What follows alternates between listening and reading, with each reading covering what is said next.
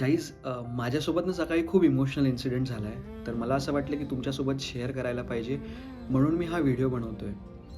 तर मी जिथं राहतो पुण्यात, तर माझ्या जिमजवळ ना एक हॉस्पिटल आहे आणि माझ्या जिमच्या समोर एक ज्यूसचा शॉप आहे. तर मी रोज जिमवरून निघाल्यानंतर तिथे थांबतो आणि ज्यूस वगैरे पितो. आज मी तसंच जिमवरून निघालो आणि त्या ज्यूसच्या शॉपवर उभा होतो, तर मी बघितलं की त्या हॉस्पिटलच्या स्टेअर्सवरनं एक आजी बसलेली होती आणि ती जरा इमोशनल होती आणि रडत होती. ते मला बघवलं नाही आणि मी तिच्याजवळ गेलो आणि विचारलं, की "आजी, काय झालं? तू का रडतेय?" आजी साधारण 65 ते 70 वर्षाची होती. तर आधी तर ती काहीच बोलली नाही. नंतर मग मी परत विचारल्यानंतर तिने मला सांगितलं, की "मी आपल्या मुलाबरोबर इथे हॉस्पिटलमध्ये आले होते आणि चेकअप झाल्यानंतर तो मला बोलला, की तू जरा इथे बस आणि मी पेट्रोल टाकून येतो गाडीमध्ये." आणि अर्धा तास झाला जवळपास, तो आलेला नाही अजून. हे ऐकून मी पण जरा घाबरलो. मग मी तिला जरा धीर दिला. म्हटलं, "ठीक आहे, काही हरकत नाही आजी. तू मोबाईल नंबर किंवा नाव किंवा ॲड्रेस वगैरे काही असेल तर मला सांग." तर ती मला बोलली, की "माझ्याकडे मोबाईल नाही आहे, तर मला मोबाईल नंबर माहिती नाही आणि ॲड्रेस पण मला माहिती नाही आहे."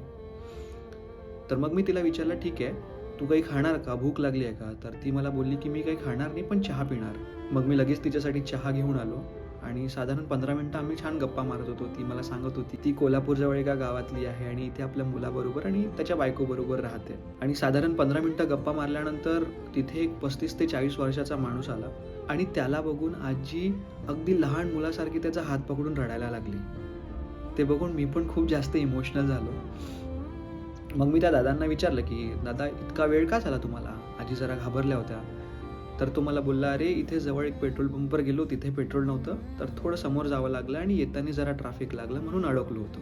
मग त्या आजीने मला आशीर्वाद दिला आणि ते लोकं तिथनं निघून गेले. व्हिडिओ बनवण्याचा रिझन फक्त एवढाच होता, की जेव्हा त्या आजीचा मुलगा बराच वेळ झाला आला नव्हता, तेव्हा त्या आजीच्या मनात काय-काय विचार आले असतील ना, की माझा मुलगा मला सोडून तर नाही गेला, तो मला टाकून तर नाही निघून गेला.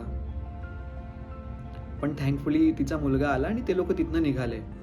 मग माझ्या मनात असा विचार आला, की यार आपल्या आजूबाजूला रोज अशी कितीतरी लोकं असतील ना आणि आपलं त्यांच्याकडे लक्षसुद्धा नसतं. तर तुम्ही पण जर कधी असा एखादा व्यक्ती बघितला जो रडताय, तर 5 मिनिटं काढून त्याच्याशी बोला. कारण तुमचे ते 5 मिनिटं त्याच्यासाठी आयुष्यभराचे अनमोल क्षण असू शकतात.